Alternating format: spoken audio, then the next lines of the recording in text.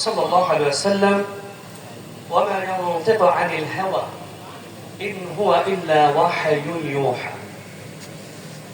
وقال رسول الله صلى الله عليه وسلم عن عبد الله بن عمر قال: كنت أكتب كل شيء أسمع من رسول الله صلى الله عليه وسلم أريد حفظه، فنهتني قريش وقالوا: أتكتب كل شيء تسمعه ورسول الله صلى الله عليه وسلم بشر يتكلم في الغضب والرضا؟ فأمسكت عن الكتاب فذكرت ذلك لرسول الله صلى الله عليه وسلم، فأومأ بإصبعه إلى فيه فقال: اكتب فوالذي نفسي بيده ما يخرج منه إلا حق.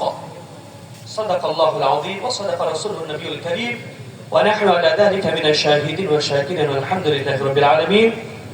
সম্মানিত আমার ছাত্র ভাইয়েরা এবং দিনদার ইমানদার আল্লাহওয়ালা ভাই ও বন্ধুগণ, আমরা সৌভাগ্যবান, বিশেষ করে তারা আরো সৌভাগ্যবান। আজ আল্লাহ তাবারক ওয়া তাআলা যাদেরকে নবী করিম সাল্লাল্লাহু আলাইহি ওয়াসাল্লামের হাদিস তথা ইলমুল ওয়াহী কিতাবুল বুখারী